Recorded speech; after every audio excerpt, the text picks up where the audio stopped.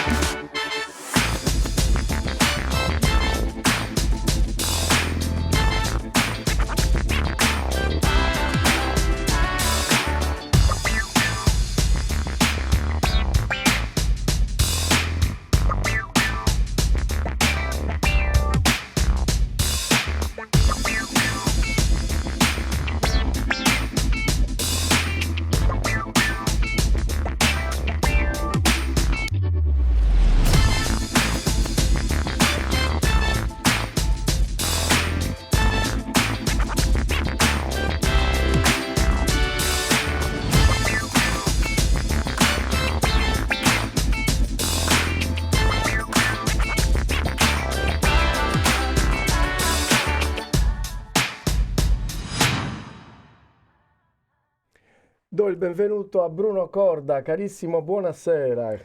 Buonasera, ciao, grazie Maurizio, veramente grazie di questo invito. Grazie a te. Poi con questa batteria alle mie spalle, poi che meraviglia. spieghiamo Che il tutto. meraviglia. Ecco, Bruno Corda, io quando ero ragazzino mi ricordo che con mio padre lui ascoltava le partite e si sentiva la voce di questo carissimo cronista sportivo. Sei un'icona, ormai un'icona del giornalismo sportivo, Bruno.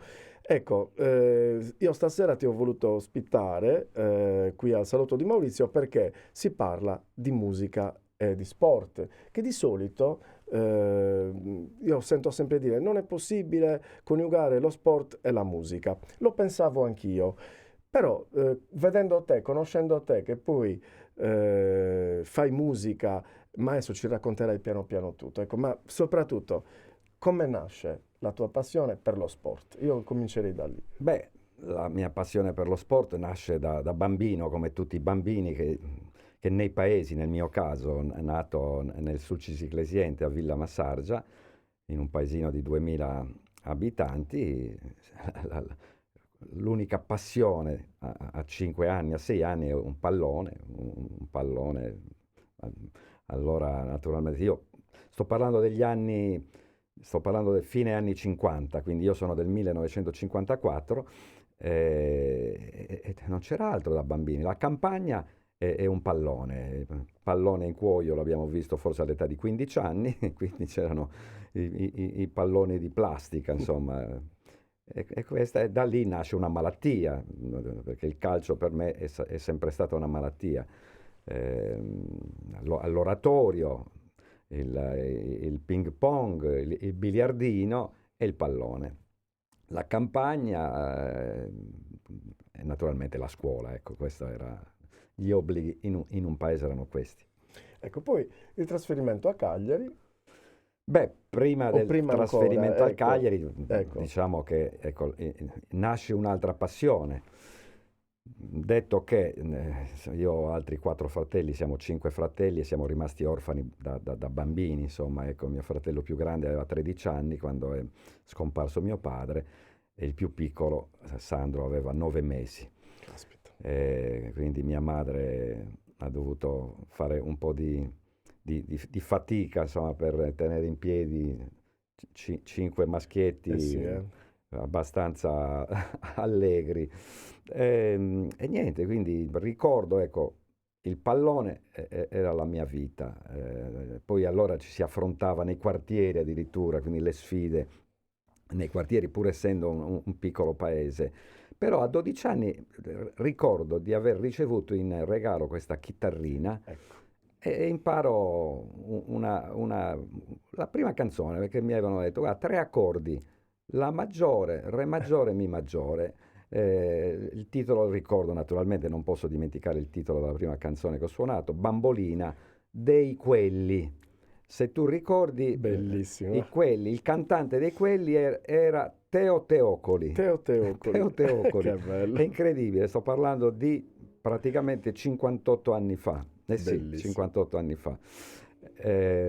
Quindi inizio con bambolina, però naturalmente in quegli anni la mia vera passione era il calcio. A 16 anni giocavo nella squadra del paese, Ecco. che facevamo la seconda, o la terza o la seconda categoria. E devo dire che era una malattia, perché la partita della domenica e poi sognavo tutta la settimana, non vedevo l'ora che arrivasse la domenica successiva per disputare le partite successive.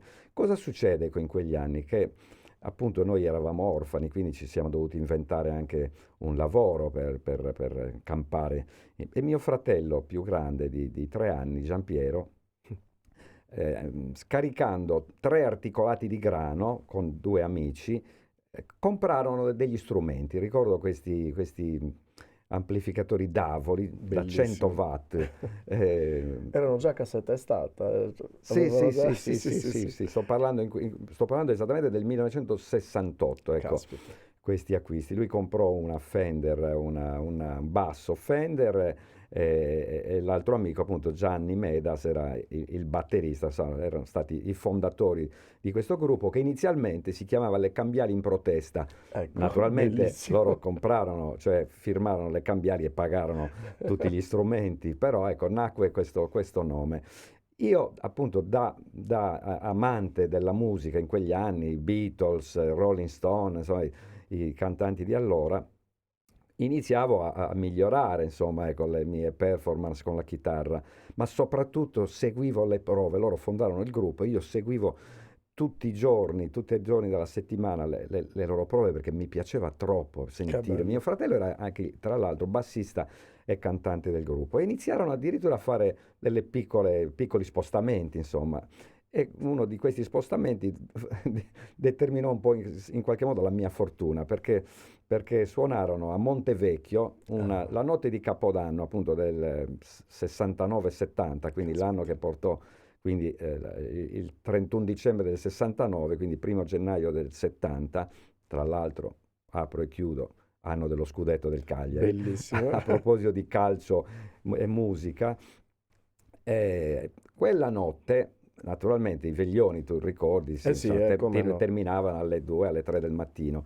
Montevecchio il 31 dicembre faceva abbastanza freddo, e mio fratello, naturalmente molto sportivo, allora si caricavano gli strumenti, non c'erano i service che ti portavano Esatto. le attrezzature. Furgoncino.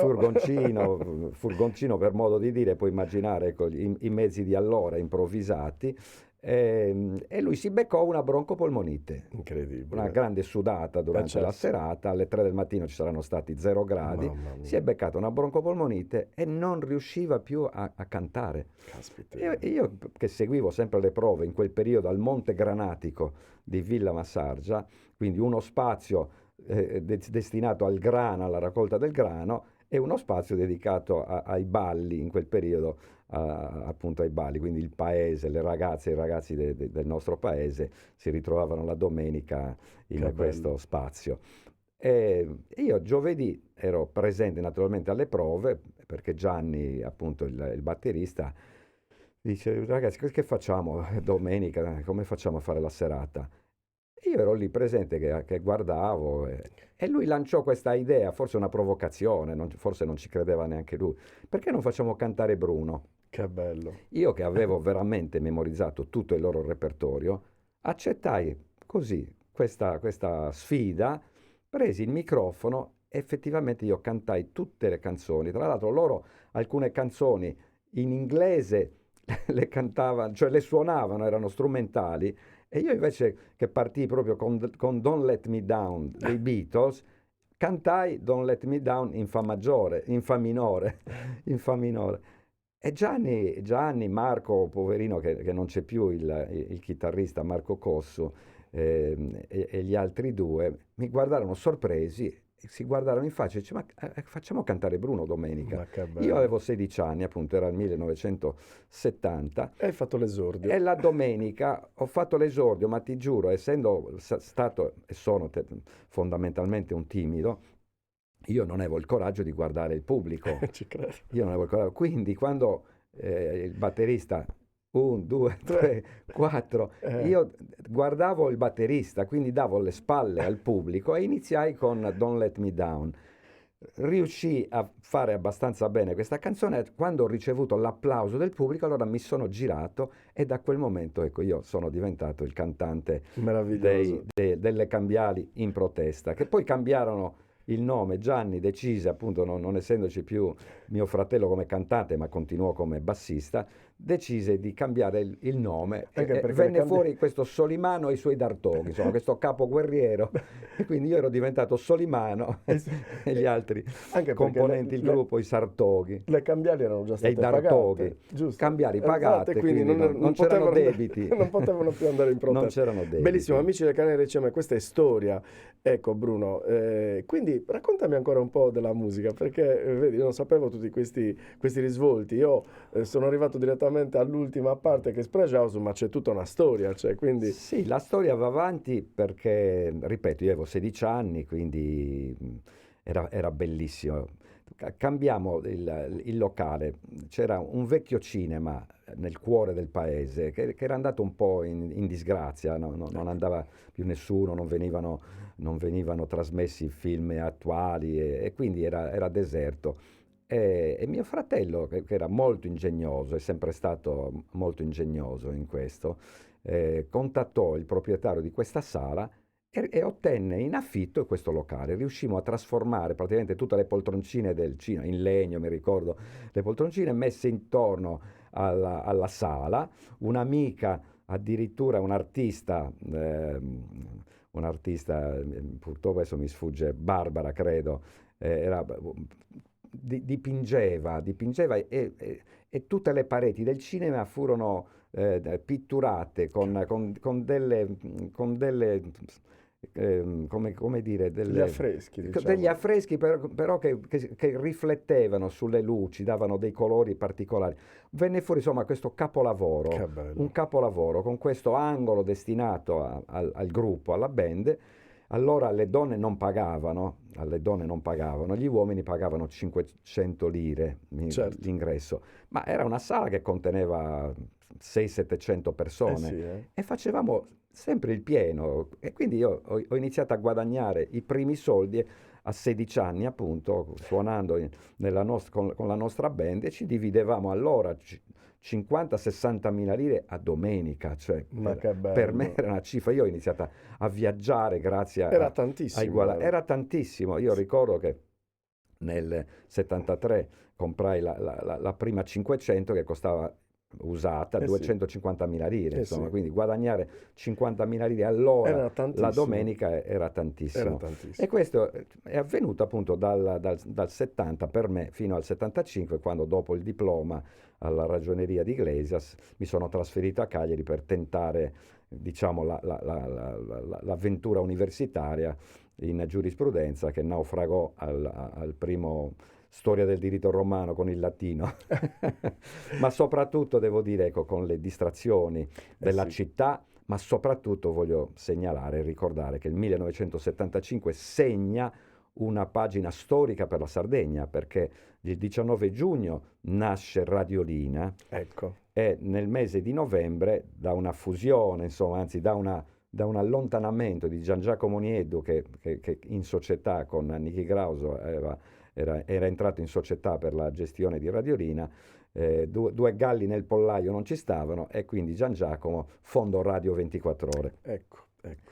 E io fui coinvolto in qualche modo perché mio zio Cesare Corda, certamente più famoso di me perché grandissimo conduttore, prima radiofonico con Radiolina e poi televisivo con Videolina, inventò Avanti un altro, non so se Sì, e ricordi come no, Avanti un certo, altro, il certo. lancio dei Dei mattoni o dei mattoni, fiori a seconda caspita. delle prestazioni degli ospiti. C'era anche un gruppo residente che faceva, adesso non mi ricordo l'ho visto da poco, mi è passato su YouTube avanti un altro, e ho detto Sì. guarda un pochettino, mi sembra Giancarlo D'Amico se non sbaglio. Credo, sì, sì, c'era Giampaolo Loddo, Giampaolo Lodi, tutto c'erano i personaggi di quegli anni. bellissimo. E quindi ecco, io fui preso da questa bella realtà fantastica, cioè parlare alla radio. Però ecco, io iniziai perché un amico di Assemini fondò una radio, loro avevano una discoteca, Ecco, Ottavio Medda con un amico, fondarono una radio che si chiamava Radio Discoteca. Ecco. E mi chiese sapeva che facevo il disc jockey, perché quando chiudemmo la Sala Verdi, si chiamava la nostra sala da ballo di Villa Massargia, e fu Ecco. trasformata inizialmente in discoteca. E io per 2 anni viaggiavo la domenica da Cagliari a Villa Massargia, facevo le mie 2 o 3 ore il disc jockey, allora appunto disc jockey, e questo amico di Assemini aveva saputo di questa mia passione e mi chiese di fare una trasmissione appunto sugli anni 60-70 musicale nella loro radio.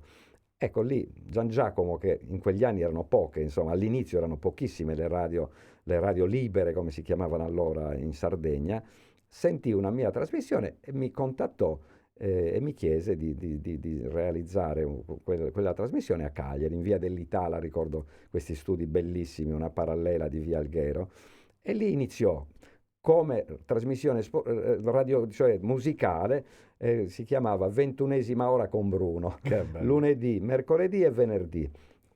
Un giorno, ecco, guarda cosa succede per uno che si parte con il calcio da bambino, inizia a suonare la chitarra a 12 anni, diventa cantante e chitarrista del gruppo a 16 anni e poi ritorna nel mondo che mi ha sempre fatto impazzire. Il pallone era qualcosa di magico per me, Certo. il pallone. Però è un pallone diverso, perché una sera, mentre trasmettevo la mia classica trasmissione su Beatles, Bee Gees, Marmalades, Otis Redding, eccetera, sentii dei rumori fuori ecco, era una sala bellissima come la tua, Maurizio, Grazie. fantastica, insonorizzata. Nonostante ciò, io sentivo dei rumori fuori dalla porta, quindi mandai in onda, mi ricordo, un brano proprio The Dock of the Bay di Otis Redding.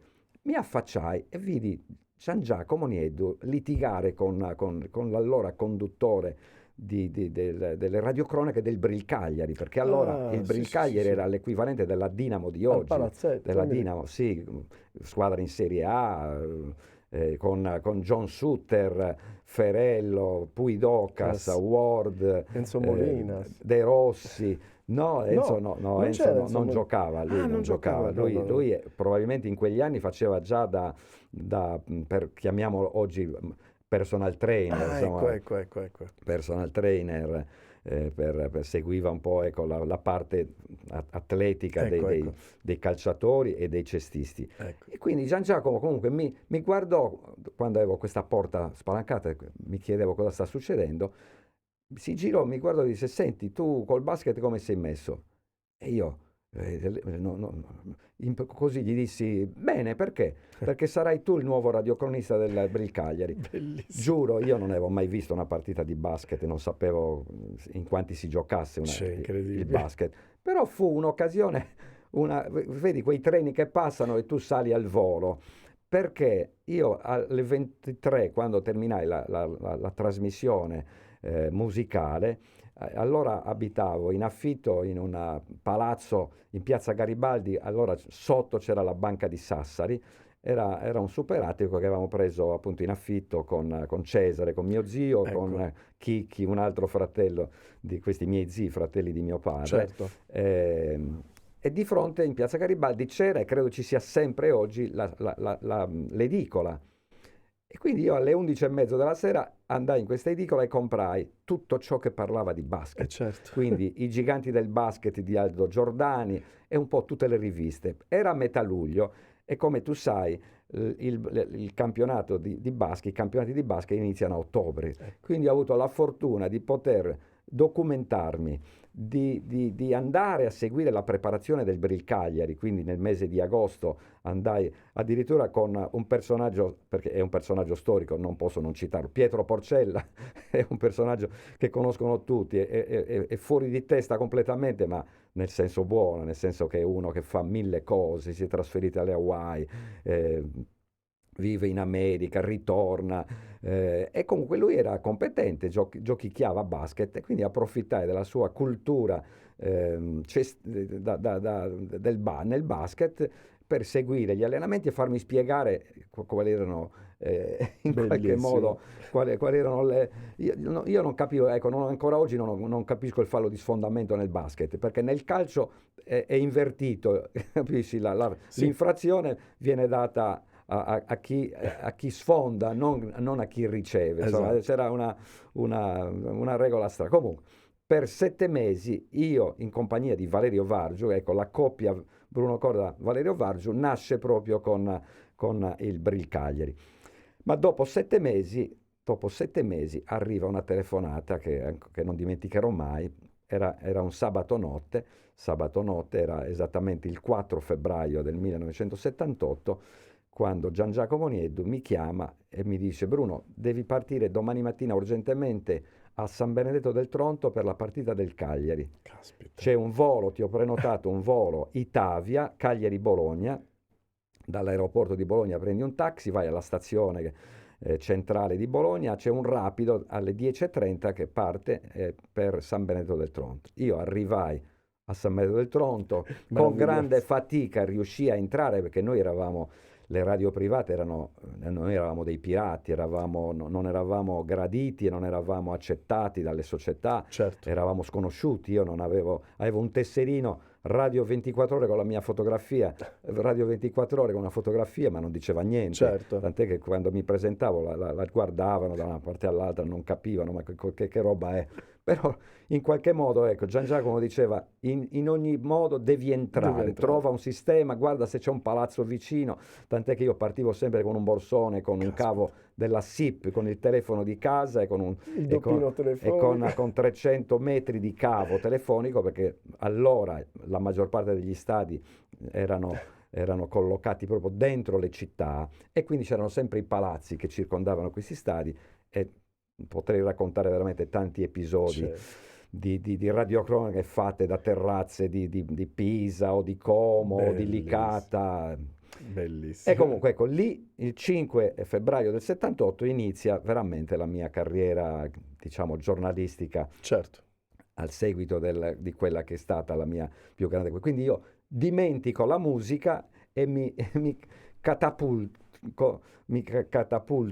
dentro questo mondo magico, una magia. La radio è ancora oggi, ecco, se c'è un mezzo che mi manca è la radio, perché la radio ti fa sognare. Io sognavo quando ascoltavo Ciotti, Ameri, Luzzi, quando ascoltavo Bartolomuzzi, Bortoluzzi, anzi, ecco, i grandi della voce nasale era quella era Luzzi. Luzzi era. Sì, quello che faceva la Serie B, Bellissimo. era Luzzi. E quindi, insomma, ecco, ci sono stati questi tanti anni di calcio, che poi di radiocronaca, che poi diventati radio-televisione, perché Beppi Anziani, il direttore di Videorina, mi chiese poi proprio con l'avvento, un anno prima che arrivasse Ranieri, c'era Robotti, mi ricordo, c'era questo allenatore. Eravamo nel frattempo finiti in C, ecco, non ti racconto chiaramente la storia del Cagliari dal 5 febbraio del 78, da San Benedettese Cagliari fino all'ultima radiocronaca, perché c'è stato di tutto, insomma, ecco, le promozioni del Cagliari, le retrocessioni, il quasi fallimento e la grande rinascita. E prima della grande rinascita io divento anche telecronista e soprattutto commentatore del Cagliari nei telegiornali di Videorina, e anche da lì iniziarono le trasmissioni sportive condotte per anni nella più importante televisione sarda. Bellissimo. Ecco, andiamo avanti con gli anni. Tu ormai è diventato il tuo lavoro il giornalismo.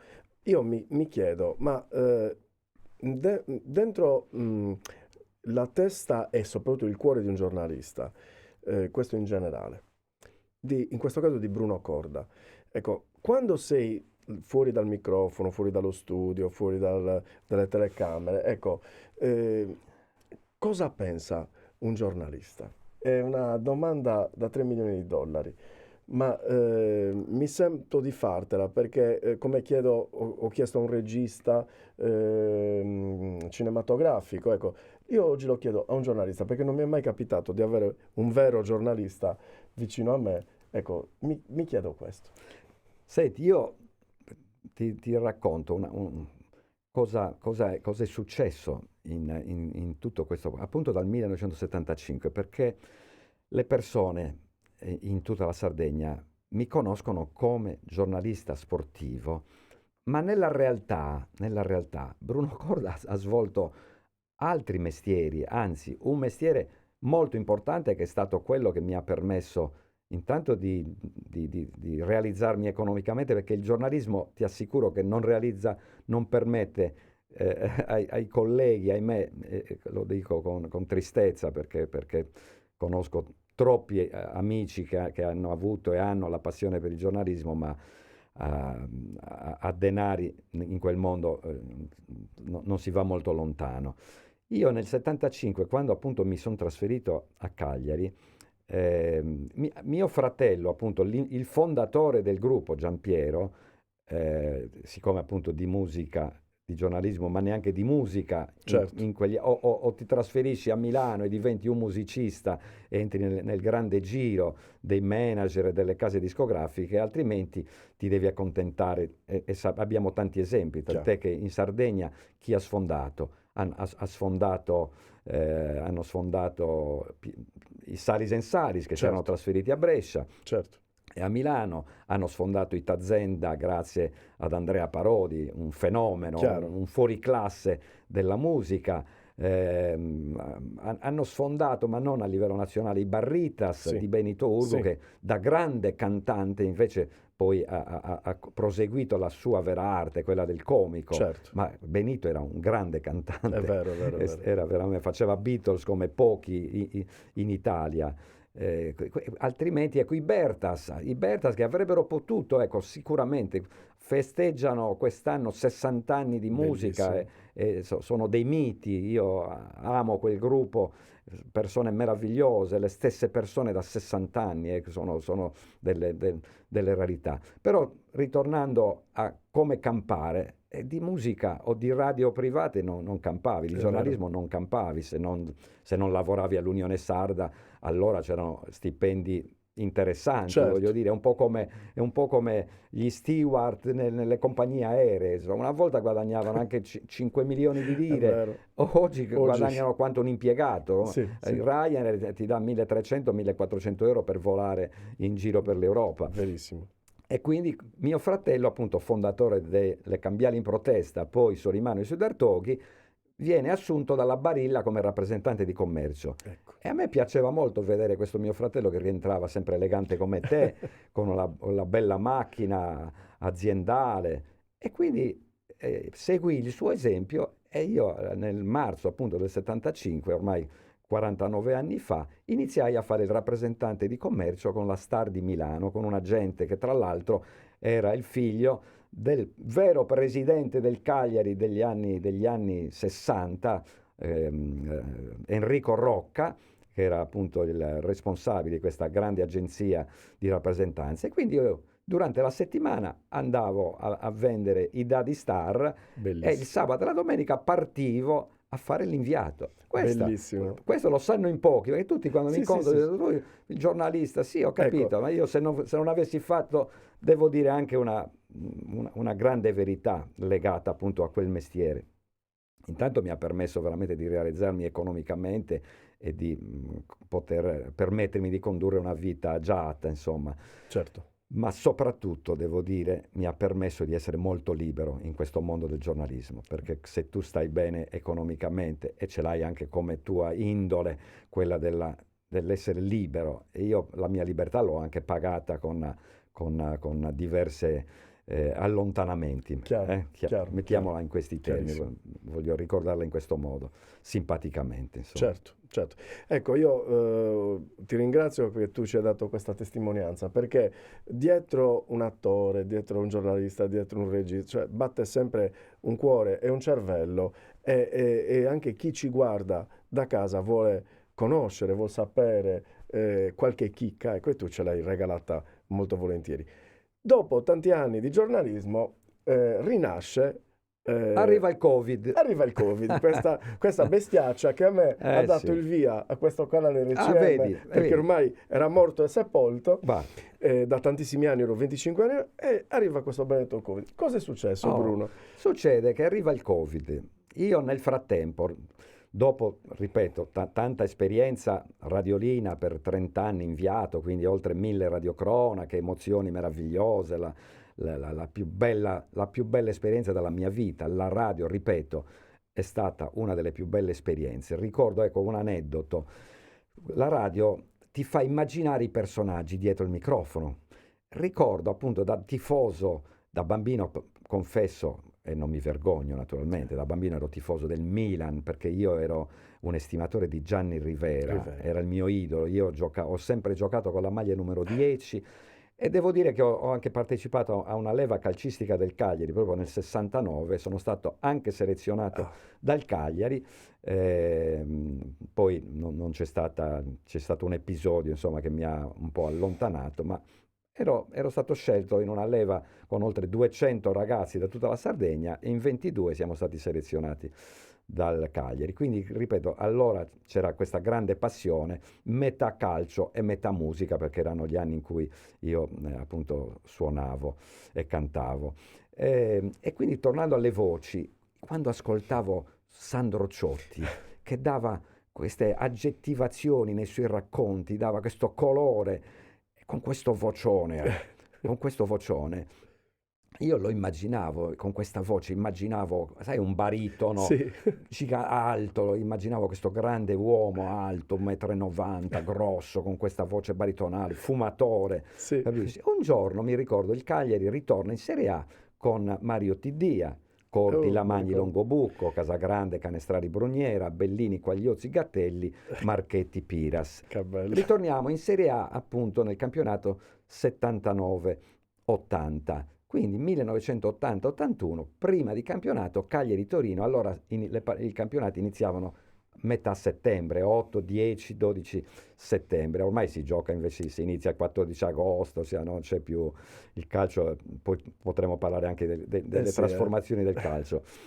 E quindi un giorno, naturalmente il mese di settembre per noi è sempre piena estate. È sempre piena estate, siamo in estate ancora oggi, Sì. a fine febbraio, figuriamoci allora. Mi ricordo con questo amico, Carlo Tatti, voglio ricordarlo perché è un carissimo amico di quegli anni, ancora oggi naturalmente. Andiamo al Lido una domenica mattina, io dovevo fare la radiocronaca alle 14:30, ricordo che allora il calcio si giocava tutte le domeniche, solo le domeniche alle ore 14:30 era un momento canonico, non si sbagliava. La mattina naturalmente alle 10, 10 e mezza andiamo al Lido. Arriviamo nello stabilimento il Lido di Cagliari, al botteghino, e davanti a noi c'era un signore che in jeans, mi ricordo, jeans e camicia in jeans, con questo foulard rosso. Di spalle, sentiamo, mi può dare un biglietto per... E il mio amico mi fa, Ciotti, Sandro Ciotti. Bellissimo. E io giuro, tremavo dall'emozione, però essendo molto timido, io sono rimasto... Invece lui, che è sempre stato, Carlo, che è sempre stato molto spigliato, lo blocca quando si gira e dice, dottor Ciotti, posso salutarla, posso stringere la mano? E anch'io naturalmente mi sono avvicinato e lui è estroverso, molto estroverso, Carlo comincia a parlare e quindi io lo guardavo, io non parlavo, io lo guardavo e sognavo e dicevo, ma com'è possibile? Io immaginavo questo omone e invece era 1,64 m, ma una persona simpaticissima, meravigliosa. Capisci? Ecco, sì. La radio quindi ti fa sognare. E io ricordo la radio perché ti dà queste emozioni, ti fa pensare, ti fa sognare. Ecco, la radio ti fa sognare. La televisione ti dà molta popolarità, è chiaro, ti dà molta popolarità, ma la radio, le emozioni della radio non le dimenticherò mai, momenti indimenticabili. Non so se mi hai fatto qualche altra domanda e mi sono perso. Lo dicevo, piano piano la trasformazione, poi si è ripresa la musica. Il Covid. Ecco, il Covid, è arrivato il Covid. Esatto, abbiamo parlato del Covid. E succede questo, Covid, nel frattempo, dopo le tante esperienze, Radio 24 Ore, Radiolina, la fusione nel 79, appunto l'anno della promozione, Gian Giacomo cede le quote a Nichi Krauso, entra a Videolina per le trasmissioni, la poltrona che scotta, non so se te la ricordi, Sì. Gian Giacomo è stato un grande direttore, io non dimenticherò mai, ecco, la figura di quest'uomo che mi ha inserito in questo mondo meraviglioso. E quindi appunto Radiolina, Videolina, poi ripeto, ho avuto un problema, lo posso tranquillamente dire, non ero gradito al presidente Cellino. 1999 vengo cancellato, proprio cancellato. Io scopro dal giornale che non faccio più parte, dopo tanti anni, dopo tanti sacrifici, non faccio più parte della radio che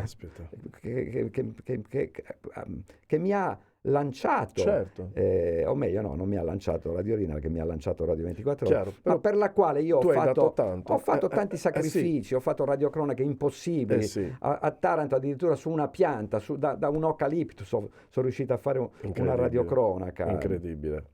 E quindi è stata una ferita enorme, perché leggere dal giornale, non essere neanche avvisato che non fai più parte, ci fu una pagina enorme, vi presentiamo la nuova squadra di Radiolina.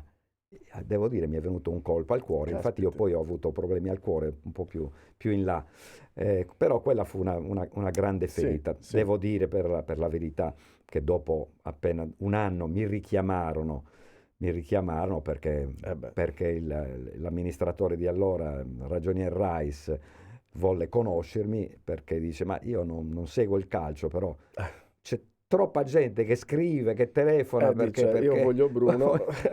Vogliono sapere come mai non c'è più Bruno Corda, non è morto, è ancora vivo, e quindi mi ripresero prima televisivamente, poi dopo un paio d'anni mi chiese di riprendere a fare le radiocronache e coincise proprio con l'arrivo di Gianfranco Zola, quindi ancora un paio d'anni di radiocronache, ancora un'altra conquista di promozione. Io ho fatto più promozioni che retrocessioni, ecco, per gli scaramantici allora. Esatto.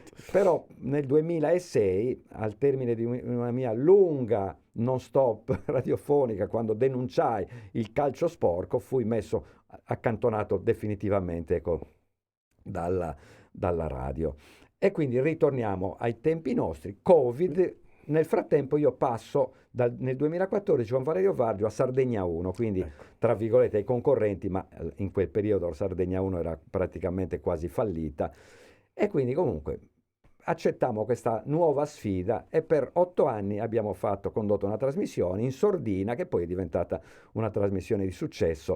Rosso-Blu, dal Rosso-Blu 95 l'abbiamo fatta diventare Rosso-Blu 100 per festeggiare i 100 anni del Cagliari, e proprio nei giorni scorsi ho ripreso questa vecchia trasmissione Rosso-Blu 100 in un canale web che si chiama Sardegna Web TV. E li salutiamo anche, permettimi, saluto Max Nelis, ciao carissimo. Assolutamente. È un bellissimo canale. Betty Garau e Alberto Spada che fanno parte di questo gruppo di lavoro in questa nuova avventura. Ecco, riparto dal campionato amatori, è una sfida, mi diverte, è una mia passione. Quindi viene venduta Sardegna 1 nel periodo Covid e naturalmente mi ritrovo disoccupato giornalisticamente. Nel frattempo vado in pensione con le rappresentanze perché è giusto dare spazio a mie figlie, visto che ho raggiunto una certa età e mi merito di giocare a padel, a tennis, viaggiare,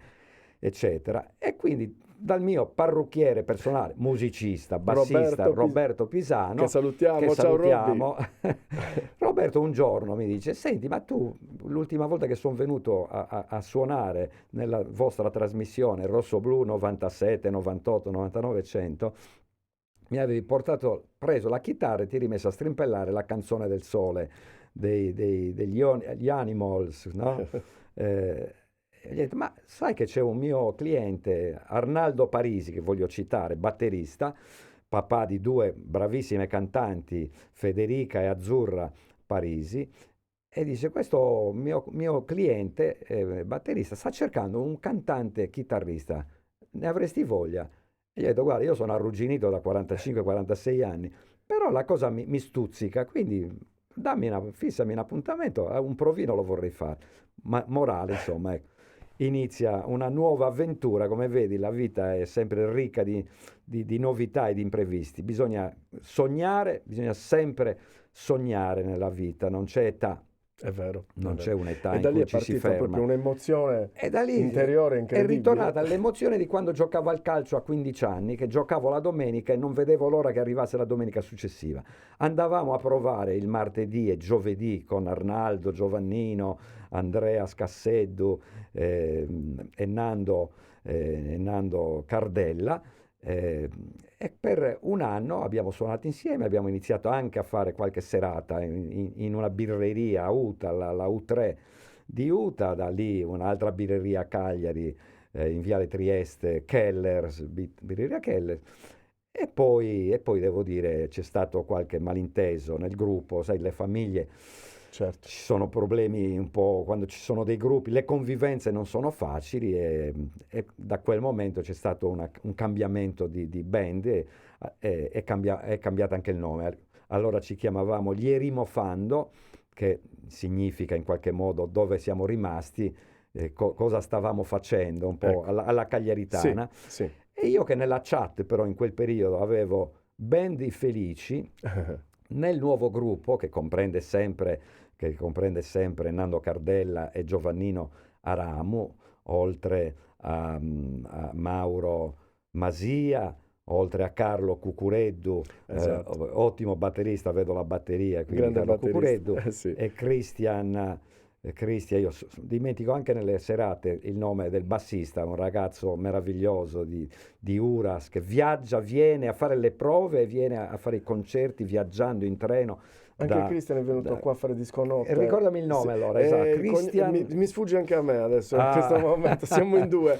Vabbè, però è infatti venuto... io nelle serate quando presento tutti poi mi giro da Cristian e dico ricordami il tuo cognome. Esatto, perché è un cognome che non riesco a memorizzare, però è il più bravo Un di bravo tutti, bassista. un bravissimo bassista. Vero. E quindi ecco, decido di cambiare, di dare un nome a questo gruppo, chiedo a tutti quanti un nome e io propongo, dico ragazzi, io ho nella chat i Felici e uno del gruppo dice perché non Isprejaus? Bellissimo, ho detto, Bellissimo, fantastico. bellissimo. Ok, da questo momento ci chiamiamo Isprejaus e quindi abbiamo iniziato a suonare all'Udinì da Alfredo Barrago, abbiamo suonato nella grande festa che ho organizzato nel mese di giugno scorso in onore di Claudio Ranieri, per ringraziarlo e poi ringraziarlo 2 volte. Io l'avevo Bellissimo. ideata a prescindere da quello che sarebbe stato il risultato, che Certo. poi è stata promozione inaspettatamente, Certo. inaspettatamente anche promozione, e quindi Avete suonato anche alla fiera, se non sbaglio, poi per Natale. Fiera Natale, abbiamo suonato per Fiera Natale per solidarietà. Ecco, noi facciamo spesso dei concerti per quella di giugno, del 13 giugno, per la promozione del Cagliari, con Benito Urgu, con Maria Giovanna Cherchi, con Illa Pola, con Mario Fabiani, con Ignazio De Ligia e i miei amici giornalisti, Fabio Manca, con i CRI che sono CRIDE, Creedence Clearwater Revival, Bellissimo. e poi ecco altri artisti. Abbiamo appunto suonato in beneficenza per i padri somaschi, per la comunità dei padri somaschi, perché danno ospitalità a questi ragazzi, bambini dagli 8 ai 15 anni con grandi disagi familiari. E quindi ecco, abbiamo fatto 2 belle serate per i padri somaschi e altre, Bellissimo. siamo stati all'oncologico prima di Natale, un momento molto emozionante, devo dire, molto emozionante. Bellissimo. Abbiamo cercato di regalare un po' di Di piacevole musica Sì, e sorrisi sì, anche a ecco, chi sta male. sì, Ecco. sì. Bruno, a tua insaputa, Christian mi ha contattato, il bassista, e mi ha detto io vorrei venire con i Splash House a Disco Notte, quindi adesso ti faccio l'invito ufficiale. Ecco, se avete piacere, ne parli con la band, mi farebbe piacere che venite qua in una puntata di Disco Notte. Siccome mi considerano il leader, i miei amici, e si fidano di me, quindi io annuncio che veniamo sicuramente, Perfetto. assolutamente. Disco Notte avrà Che bello. la nostra, anzi ti ringraziamo noi, ti ringraziamo noi, perché noi siamo dei dilettanti allo sbaraglio. Noi io dico sempre ai ragazzi, siamo Certo, quasi tutti settantenni ormai, ma io mi sento un ragazzo e tutti i miei compagni di musica sono dei ragazzi, perché la musica ci farà arrivare a superare i 100 anni, ne sono assolutamente certo, sì. perché le endorfine, la dopamina che ti regala la musica è la medicina migliore, è l'antidoto per allungare la nostra vita. Verissimo. E io dico sempre, a me interessa il rapporto umano, la musica deve essere un momento di piacere, è un privilegio che abbiamo in pochi, perché Certo. quanti in Italia su 60 milioni di abitanti fanno musica? Sì, sì, Quanti? sì. Il 2%, il 3%, Pochi. il 5%, il 10%. Siamo in quel 10%. È uno dei più grandi privilegi, aspettare il momento delle prove, aspettare un momento per una serata. Ecco, noi adesso suoneremo al B-Flat, ecco, un tempio della Certo. musica cagliaritana. Siamo stati invitati da Marco Coco, da Erika, non vediamo l'ora di partecipare a questo evento. Suoneremo adesso il 10 marzo e suoneremo il 20 aprile, sabato 20 aprile all'Udinì, in quest'altro teatro meraviglioso, Meraviglioso. un Salutiamo piccolo Alfredo. gioiello. Ecco, salutiamo e ringraziamo Alfredo Barrago. Quindi la nostra missione è un momento di amicizia. Noi non dobbiamo andare a Sanremo, noi non andremo mai a Woodstock, ma andremo il prossimo anno alla Woodstock cagliaritana, perché ho conosciuto Valentina Meloni e mi ha invitato per la prossima edizione, non questa di giugno Certo, del prossimo, 22-23. meravigliosa, e lì andremo sicuramente a seguirla, perché 7 ettari di terra in mezzo agli ulivi. Sono andato proprio ieri mattina con lei a fare un sopralluogo e sono rimasto incantato da questo parco meraviglioso. E quindi ecco, mi ha promesso che anche la musica anni 60-70 il prossimo anno sarà ospite Assolutamente. di questa grande manifestazione. So che tu hai ottimi rapporti e, Sì, e- sì, e sì, sì. riprenderai anche, ecco, Esatto, questa, l'Hippie Music Day che sarà 2024. la Woodstock, Sì, la sì, Woodstock sarda, perché sì. vogliono arrivare da tutta Europa. Esatto, E- esatto, e- esatto. E e- infatti arriveranno band da tutta Europa e anche ospiti a visionare questo bellissimo festival che è l'Hippie Music Day, veramente un bel festival. Vedi, io mentre racconto, vedi che mi emoziono, vedi cosa significa la musica. Ecco perché invito, c'è gente, amici che mi dicono, ma io ho 50 anni, ma io ho 60 anni, ma no, ma si può sempre suonare 3 accordi, la bambolina te la insegno io, Certo, la, re, mi, capisci? C'è il esatto. mio vicino di casa che ha 2 dittoni giganteschi, sono riuscito a fargli fare il La maggiore, capisci? Bellissimo, Il La bellissimo. maggiore, felicissimo, perché a un certo punto gli dicevo, no, non stai suonando, devo sentire bene le note. A un certo punto mi ha detto, là. E gli ho detto, hai visto? Hai Ce l'hai visto? fatta. Bisogna crederci. Esatto, La esatto. musica, suonate, compratevi uno Bravo, strumento, a qualsiasi età. a qualsiasi età, non c'è età. E vi garantisco che vivrete Non esiste la vecchiaia. Con la musica io ho sentito Bobby Solo in una trasmissione recentissima su Rai Sì, 2, mentre facevo zapping. Avrà forse 85 anni Bobby Solo, sì. ma ha la testa di un ragazzo. E lui ha detto, la musica è la mia vita, la musica è la mia felicità, la musica sono le vitamine, la musica sono le medicine. Io non prendo medicine perché vado a suonare. E la stessa cosa succede a me. Bellissimo. Io veramente ti ringrazio Bruno per questo tempo che mi hai dedicato, per essere venuto qua all'RCM, al mio canale. È stato veramente un bellissimo regalo. Mi hai fatto un grandissimo regalo. Bruno Corda, che dire, abbiamo sentito un disc jockey, un cantante, un chitarrista musicista, un giornalista sportivo, uno speaker radiofonico. Diciamo che la vita gli ha regalato e ci ha regalato a sua volta, perché poi lui ce l'ha riportata a noi, ci ha regalato veramente un dono bellissimo che è quello dell'arte e della musica. Io vi chiedo da casa, sostenete questo canale, non lo dico mai, ma lo dico perché alla fine questo canale è dedicato all'arte e alla musica. Quindi se potete sostenere con un like, un'iscrizione al canale, fatelo, perché così diffondiamo sempre di più persone, grandi uomini e grandi artisti come Bruno Corda. Ti ringrazio, ma sono io che lancio questo tuo messaggio, perché io sono rimasto colpito una settimana fa quando ho ascoltato un sardo di origine, tra l'altro, Paolo... Giorgio Usai. Giorgio Usai. Io ho sempre ascoltato i New Trolls da ragazzino e quando ho ascoltato la storia di Giorgio Usai ho ricordato, era praticamente quella che abbiamo vissuto tutti noi ragazzi sessantottini, quando eravamo spiantati, quando veramente si viaggiava con i mezzi improvvisati. Io ricordo che portavamo una volta al mese nella nostra sala un'attrazione. Scusa se mi sono devi. allungato, perché tu avevi già chiuso la trasmissione. No, non è chiusa, vai. E ho voluto ricordare questa trasmissione bellissima. Io ero in macchina, viaggiavo, avevo un appuntamento. Non era certamente un appuntamento inderogabile, insomma, certo. Potevo anche...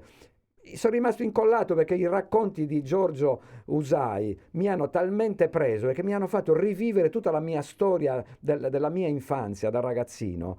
E quindi ho detto, ma questo è veramente un canale straordinario, e quindi veramente grazie per questo invito, ma a parte la mia presenza, guardatelo questo canale, ascoltatelo, perché ci sono veramente delle storie, quella che ho visto, ma so che ce ne sono state tantissime e tantissime ancora ce ne saranno, perché la mia storia è la storia di Piero Marras, è la storia dei Barritas, è la storia di tutti i complessini. Ricordatevi che allora erano i complessini negli anni 60. Nel mio paesino c'erano 2 complessini, quindi moltiplicateli a livello nazionale quanta gente si era affacciata alla musica e si è poi fermata, perché sono nate le discoteche che hanno in qualche modo interrotto questo fenomeno meraviglioso che era il fenomeno degli anni 60. Ma la musica degli anni 60 non è morta, perché i ragazzini di oggi, le canzoni che cantiamo noi i Sprejaus, suoniamo solo musica anni 60 e 70. Ci siamo proprio imposti di ricordare quegli anni e far rivivere. Quando andiamo nei locali cantano tutti, anche i giovani cantano Battisti, cantano De André, cantano i Beatles, i Rockers, i Camaleonti, Dick, i Nomadi.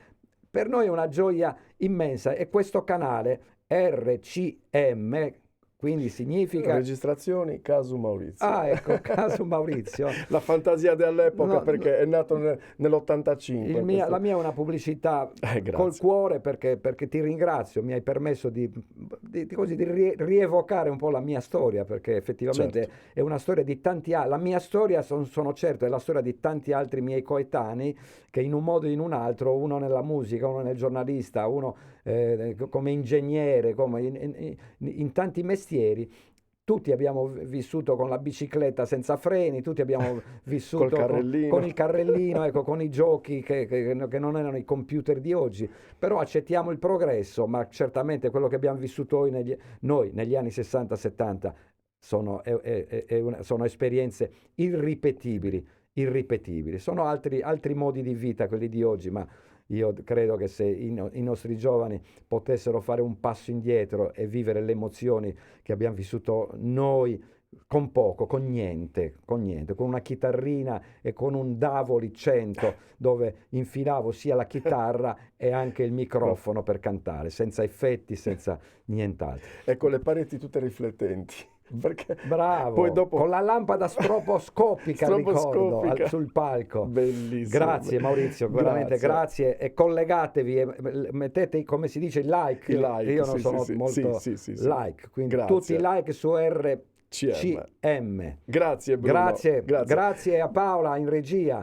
Grazie Paola, grazie a tutti quelli che ci avete seguito sino adesso. Non è un ciao, ma è un arrivederci a prestissimo con Bruno Corda, con Sprejaus, e ci vediamo prestissimo. Ciao a tutti, buona serata. Ciao. Arrivederci. Ciao.